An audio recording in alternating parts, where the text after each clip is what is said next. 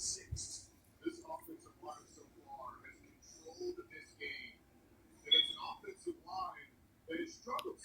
the book of Luke 21 and verse 25.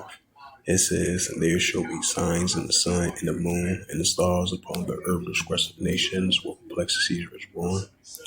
It's the book of Matthew, chapter 24 and verse 6. "And ye shall hear of wars and rumors of wars. See that ye be not troubled, for all these things must first come to pass, but the end is not yet."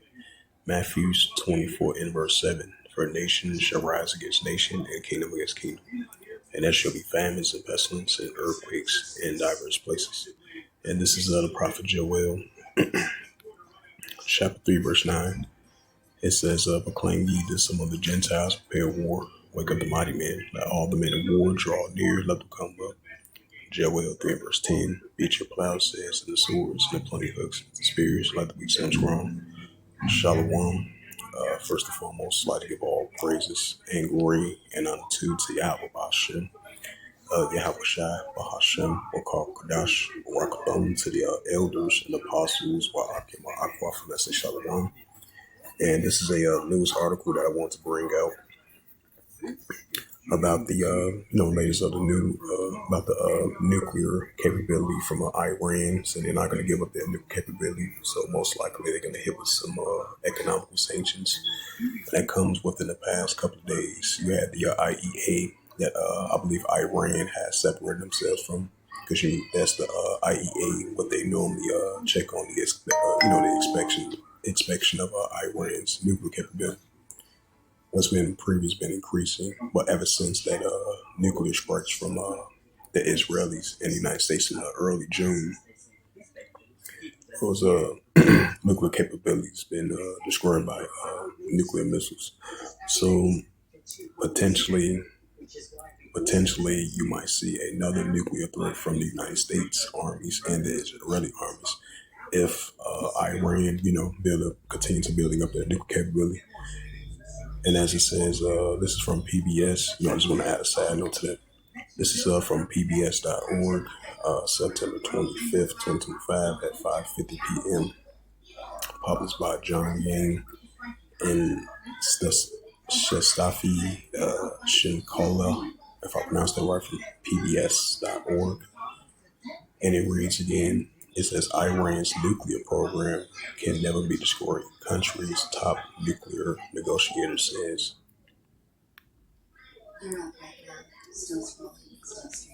WTTW's 2025 Geo Winter Sweepstakes is here. So I'm going to play this video clip Forester from Hybrid. Thanks to our friends at the PBS.org Graf Evanston as you Subaru. had the top Visit negotiator from saying Iran's www.com/sweepstakes nuclear program can never be destroyed, country's top nuclear negotiator says. Because that comes with I think it was coming within days, like a couple of days ago, actually 2 days ago from RT.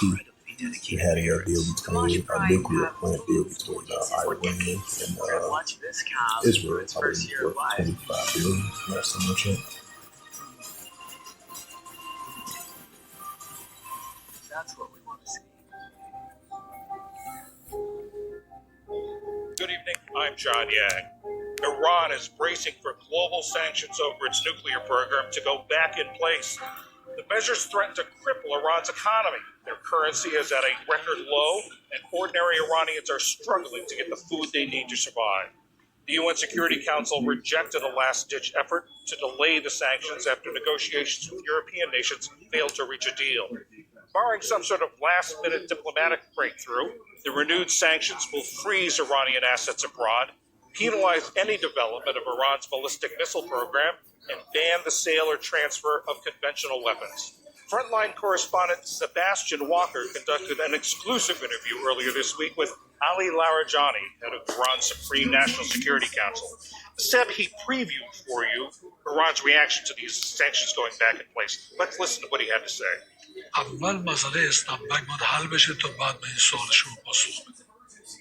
It's conditional. اینطور در مقابل ما بایستن و به زور بخوان یه قطعنامه‌های علیه ما انجام بدن، ما دلیلی نمی‌بینیم که با آژانس رابطه متعارفی داشته باشیم. Tell us more. Who is Ali Larijani and why is this so significant? So he is the secretary of Iran's Supreme National Security Council. Now, this is the body that essentially has the say over foreign policy decisions, head of the security apparatus, and also strategy over the nuclear program. So essentially, he's the chief negotiator. What he says is extremely significant. This is a very rare conversation. This is the first time that he has spoken to foreign media since his appointment. It's also the first interview that he's given since the 12-day conflict with the US and Israel. And the timing of this, just in the lead up to everything that we've heard at the UN and this deadline for the sanctions to come back, made this a very, very interesting conversation to have. You also asked him to react to the U.S. claims that attack by the United States and Israel obliterated their nuclear program. President Trump has said that the enrichment facilities targeted were completely and totally obliterated. Is he right? از خودشون بپرسیدشون اعلام کردن که خلبانای ما خیلی رشید بودن، شجاع بودن، اومدن بمباران کردن، موفق بودن. دیگه حرف ایشون رو نادیده نگیریم. What's your assessment of the extent to which these sites have been damaged and how much this has set back Iran's nuclear program?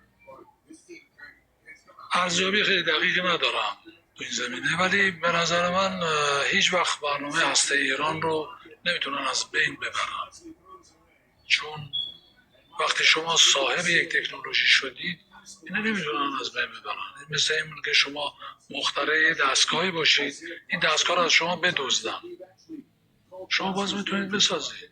What was your takeaway from that answer?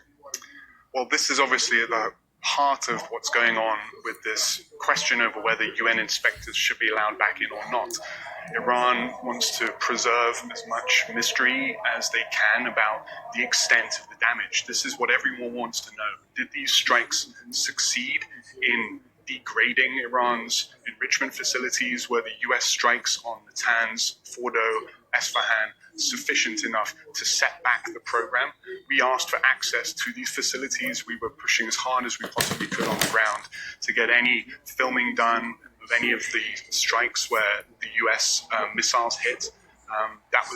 We were told that was impossible, and you heard from Mr. Larijani there that they don't think that the bombed sites should be open to UN inspectors. This is something that he said really is conditional on the sanctions not being reimposed. He was saying essentially if these sanctions come back, then they will end their participation with the IAEA. And you're seeing signs of that already. Iran has recalled its ambassadors from Germany, France, the UK for consultations.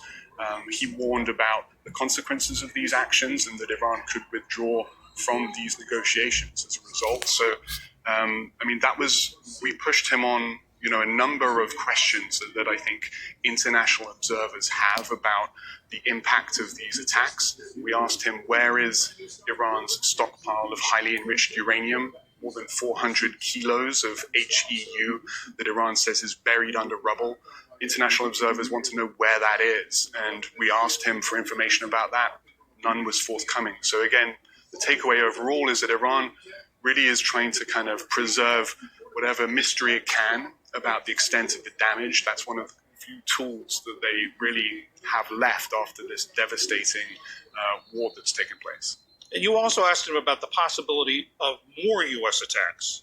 What's your message to the Trump administration if there are more attacks? What will be the consequences of that? پیامی ما به دولت ترامپ نداریم، فقط بگیم که مراقب حرف زدنتون باشید که نسبت به ملت ایران توهین‌آمیز حرف نزنید. وقتی ایشون میگه ایران باید تسلیم بشود، مثل که ملت ایران رو نمیشناسه. Do you get the sense that they're worried about more attacks either from the United States or from Israel? I think there's definitely a worry about that.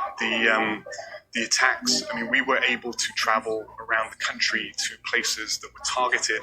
We didn't see the US strike sites, but we were able to visit locations where Israel had eliminated some of Iran's leading nuclear scientists, places in Tehran that had been bombed, apartment buildings. There's a real apprehension on the part of Iranians that we met that more strikes could be coming down the road. There was, alarm about how much had happened during this war. The 12-day conflict really showed Iran's weaknesses to a lot of ordinary people, that these scientists could be eliminated so effectively. And I think spending time in the country, while we weren't able to really have a kind of truly authentic engagement with Iranians that we met, you're very highly monitored, controlled everywhere you go. It's very challenging as a reporter to report from Iran. But there is a sense that these strikes have really kind of had a huge impact. The Iranian currency is at a record low.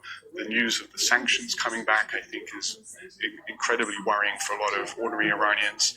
And it's just something that I think is, we're really now at a point where anything could happen next. The sanctions coming back in puts Iran into a place where the engagement with the international community is now unclear. You heard from Mr. Larijani there saying that they are going to withdraw from participation with the IAEA. And I think that begs the question, what are going to be the consequences of that? What are the US and Israel going to do next?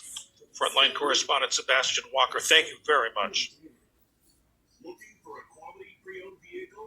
Sebastian's exclusive interview will be part of an upcoming documentary for PBS's Frontline collaboration with the Washington Post. Yep. So as you see,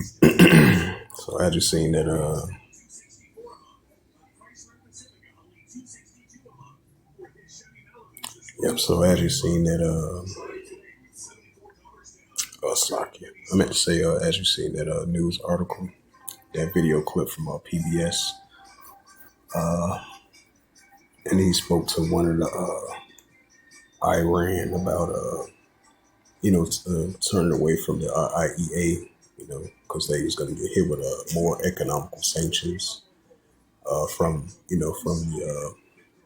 they was going to get hit with economical sanctions once they withdraw from the IEA. And then, as the guy was asking person for those about information about where they're keeping stockpiled the nuclear capability. He was saying that Iran potentially might be kind of worried about a potential strike from the United States armies and from Israelis as well too.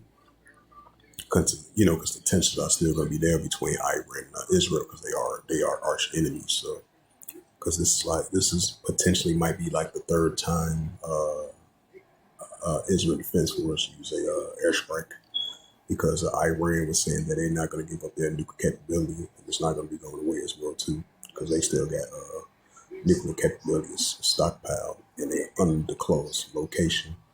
And Iran is kind of smart as well too, because they got allies to back them up as well too, just in case they get hit with economical sanctions. That's why you had Russia and Iran sign those economical deals, as a backup plan, just in case they get hit with more economical sanctions, from the UN, from the IEA, since they withdraw from it. So that's only going to stir up more tensions between Iran and the Israelis, because most likely they're going to be attacked by another nuclear strike, because Iran said they're not going to give up their nuclear capability. So if they come under attack once again from the United States armies and from the Israelis as well too, mostly primarily the Israelis, because as I mentioned again, you got Iran versus Israel, because they are arch enemies. But expect to see Iran building up their nuclear capability. And this is the book of Joel, chapter 3, verse 10. Beat your plowshares and the swords and the parley hooks and the spears, and let the weak sound strong. Right, let the weak sound strong. These are arms of nations. They still in that warlike mindset. Because we started to see the pro-Iranian groups and the Iranian Revolutionary Guard Corps. And then Iran, they got allies as well too. The Houthi rebels, Hamas, and all those proxy groups over there in the Middle East, which is Western Asia, because that main target is going to be the Israel Defense Force. All that's going to lead up to the Third World War, and that's what we see in the progress. So expect to see the Israelis do another airstrike against Iran once again, because Iran said they're not going to give up their nuclear capability. And this is the prophet Joel, chapter 3, verse 9. Proclaim ye this among the Gentiles, prepare war, wake up the mighty man. Let all the men of war draw near and let them come up. So hopefully this sit down lesson was edifying. As it says again, Iran is not going to give up their nuclear capability, as it said from that news article from PBS.org as of September 27, 2025.